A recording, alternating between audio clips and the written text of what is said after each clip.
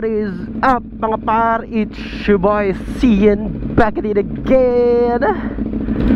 For today's video mga par, pupunta tayo sa LTO Tayuman dahil pa-expired na ang ating license sa November 20. So kailangan na natin mag-renew. Samahan nyo ako mga par sa LTO Tayuman para i-renew ang ating professional driver's license. And tignan natin kung gaano katagal ang mag-renew ng lisensya ngayong 2023. Saka kung ano ba yung mga steps sa pag-renew ng license ngayong 2023. Mamaya mga par, pag-usapan natin yung mga requirements na inyong kailangan isumite or isubmit sa LTO para kayo ay makapag-renew ng inyong driver's license. Ang traffic! Buti na lang nagmotor tayo. At buti na lang wala nang ulan. Dahil kaninang umaga medyo umuulan, kaya umay naman to. Medyo umuulan kaya basa yung kalsada, pero ngayon mga par, medyo tuyo na yung kalsada.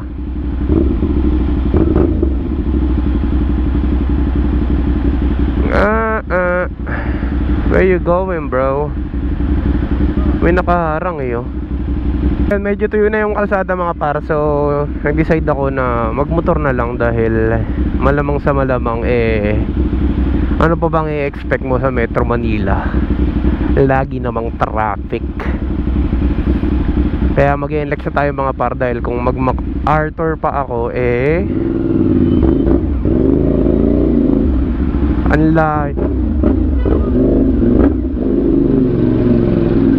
layo pa ng biyabiyahin natin. Dito lang tayo para labas na tayo sa A. Bonifacio or Muñoz. Muñoz. A. Bonifacio, tama.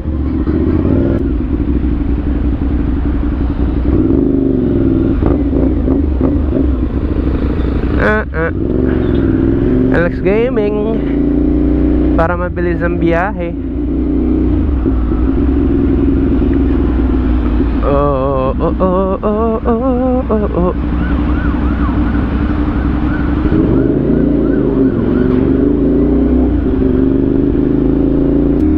So yun nga para sa LTO Tayuman tayo, dahil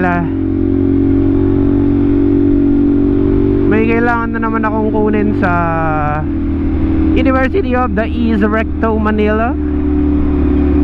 At dahil doon naman ako kumuha ng lisensya sa LTO Tayuman, doon na rin ako magre-renew ng lisensya, dahil feeling ko mas mabilis siguro doon, dahil mas malaki yung LTO doon compare dito sa Maysan. So sana mas mabilis yung processing time nila, dahil alam nyo naman ang haba din lagi ng pila sa LTO. Kukunin ko lang ulit saglit yung documents na kailangan kong kunin, then proceed na tayo sa LTO Tayuman na. At ang mga requirements na kailangan nyo i-prepare mga par ay, of course, first of all, your original non-pro or professional driver's license. I believe kailangan nyo itong ipa-xerox with signature. And then second is your medical certificate coming from, take note, coming from LTO accredited medical clinics. So wag kayo basta magpapa-medical bago pumunta ng LTO nang hindi nyo alam kung ano yung mga accredited na LTO medical clinic para hindi masayang ang inyong mga pera at syempre ang inyong oras. And third is kailangan nyo ng CDE. Ano ba yung CDE mga par? Ang CDE ay Comprehensive Driver's Churbaness. Hindi ko alam kung ano yung iba par, pero yun, Comprehensive Driver something. Kailangan nyo lang naman i-take yung exam para makakuha ng inyong CDE completion. And pwede nyo tong gawin sa LTO office mismo, or to save time pwede nyo tong gawin sa LTO portal. So ililink natin mga par sa video description yung link ng LTO portal. So pagka kayo ay magre-renew ng inyong mga lisensya, makaka-save kayo ng time. Kailangan nyo lang gumawa ng inyong account sa LTO portal.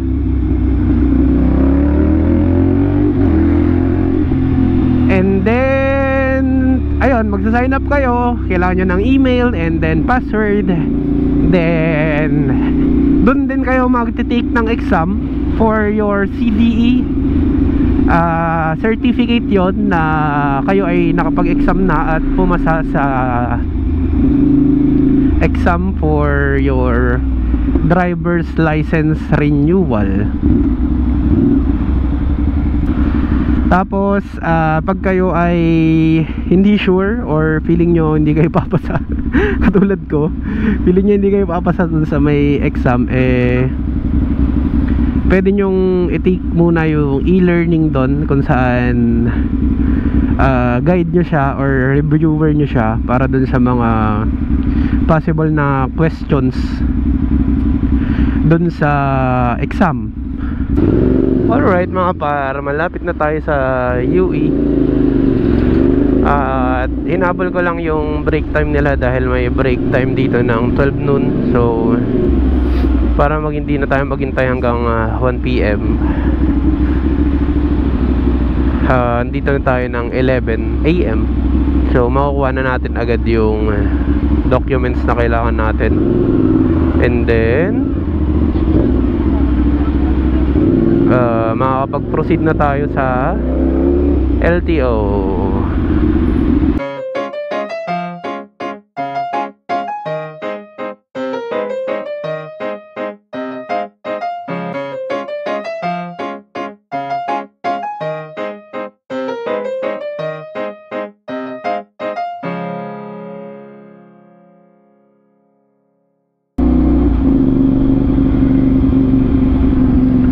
It's 12:41 in the afternoon mga par, and alam ko wala namang break time sa ang LTO. Kaya or kahit na may break time mag-aalauna naman na. So sana mabilis lang yung processing time nila sa pag-renew ng isang professional driver license. And sana makuha na natin yung 10 years validity ng isang driver's license, kasi 'di ba? Bawas hassle na rin 'yun. Oops, what the fuck, bro? Ayun na. 2 beses na yan! Ay, tatay! Anong ginagawa mo? Wala na pala dito yung LTO mga par. Nasa Fugoso na siya, dito sa may Rizal Avenue malapit.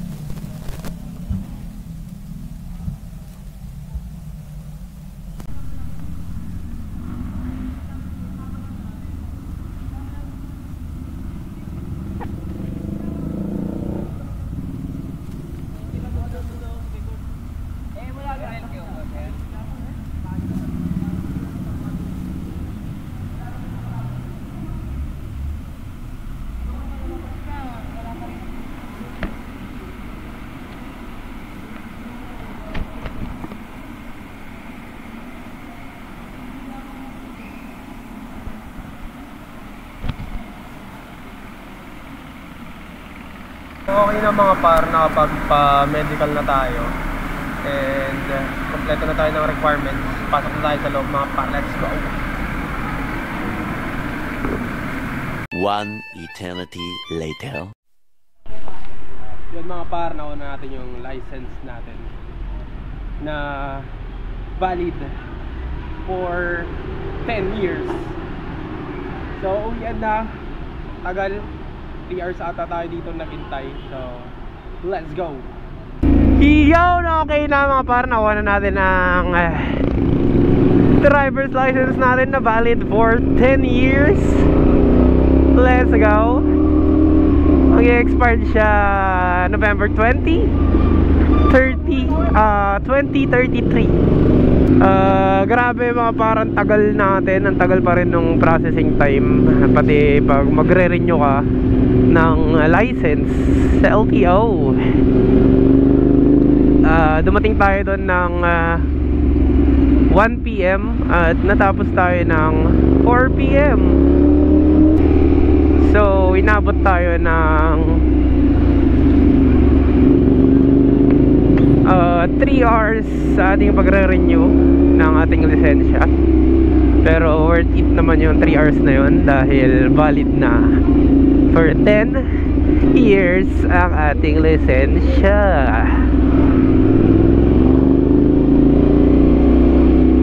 Mabilis naman mga par yung steps na ginawa. Ang sobrang tagal lang talaga doon sa releasing na. Siguro dahil I don't know, matagal sigurong mag-print ng ng tawag nito, yung ID, license ID. Tagal siguro mag-print or I don't know. Basta ang tagal nung nung releasing dahil 1 PM dumating ako doon, 2 PM tapos na ako from step 1 to 4. Doon ako sa last step na tagalan, which is yung releasing na nga lang. From 2 PM naghihintay na tayo ng releasing. Nakuha natin yung lisensya natin 4 PM na, so 2 oras yon na hinintay natin para lang sa releasing. Yun lang mga par, mas mapapabilis talaga yung buhay nyo pagka meron na kayo nung CDE. Pag meron na kayo nung CDE na dala-dala, mas mabilis talaga dahil bawas na yun dun sa steps na gagawin nyo dun sa LTO mismo. Bawas na yun sa steps na gagawin nyo sa LTO mismo. So talagang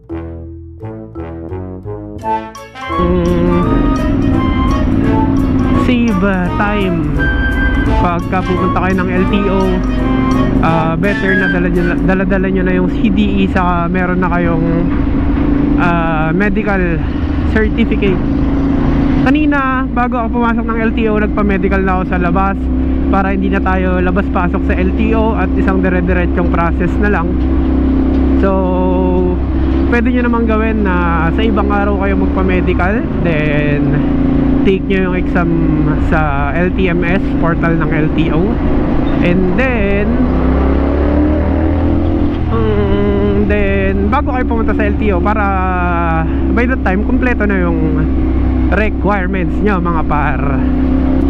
Dali lang naman yung yung medical, lang naman yun, yung sa mata, di ba? Tatakpan mo yung left side or right side ng iyong mata, eyes, and then babasahin mo yung mga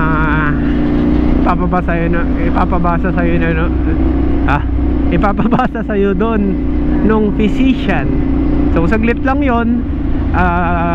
Cost nun, bayad ako ng 600 for my medical, and then hindi siya inabot ng 30 minutes or 15 minutes ata. Wala pa nga atang 15 minutes nakuha ako na agad yung medical certificate ko. So sobrang bilis niya lang. Pag meron na kayo CDE sa kayo nung exam, pag meron na kayo ng CDE sa nung medical, pwede na kayo dumiretso sa LTO, sa pinakamalapit sa inyong LTO. And then ang first step So, ibibigay nyo yung license nyo, yung medical nyo, and then yung CDE. This is for ano mga para? For plain renewal yung wala kayong babaguhin sa ano nyo, banking, wala kayong babaguhin sa inyong license. So, bigay nyo yon yung mga requirements nyo sa help desk. Lakas ng hangin. Sa help desk ng LTO. So, bago kayo pumasok, may tao doon. Basta makikita nyo, sabihin nyo lang for renewal. Then, after nun, i-compile nila yung mga papers nyo. And then, pag-iitayin kayo, tatawagin yung pangalan nyo for second step.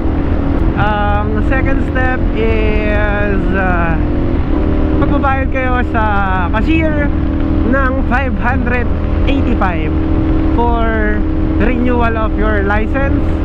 And then tatanggapin nyo nung cashier, kukunin yung papel nyo, and then pag-iintayin na naman kayo for step 3, which is the biometrics. So, pipicturean lang kayo ulit, siyempre para sa bagong lisensya, at papacheck yung signature nyo kung tama ba or kailangan palitan. And then after nyo mag biometrics, ay paghihintayin na naman kayo for step 4 na. Yun na yung last step, yung releasing of your license. Ayun yung matagal, inabot siya ng 2 hours for me. So kailangan nyo lang talagang hintayin. Kailangan nyo habaan ng inyong mga pasensya. Ewan ko kung bakit matagal. Siguro nga bagal yung printer nila ng ID. At yun na, releasing na nung lisensya nyo na valid for 10 years. Yung sa akin na 10 years, pero ewan ko lang sa iba dahil wala naman akong mga traffic violations, or hindi man ako nahuli. Hindi nahuli. Hindi, wala akong traffic violations for the past, hindi ko alam kung ilang years. Basta last na nahuli ako na natatandaan ko ay nung wala akong helmet sa Tondo pa yun, or sa Divisoria. Ayun, nahuli ako doon nang walang helmet. So yun pa yung naaalala kong last na nahuli ako, which was a long time ago. 5 years, 6 years na tayo. Time na yun, nahuli ako.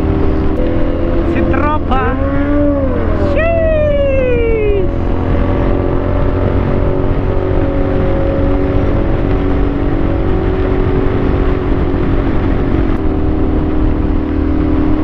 So yun lang mga par, habaan nyo ang pasensya nyo pagka kayo ay magre-renew ng inyong mga lisensya, at search nyo muna yung mga requirements at lalagay natin sa description ng video na to yung CDE certificate kung paano nyo sa makukuha.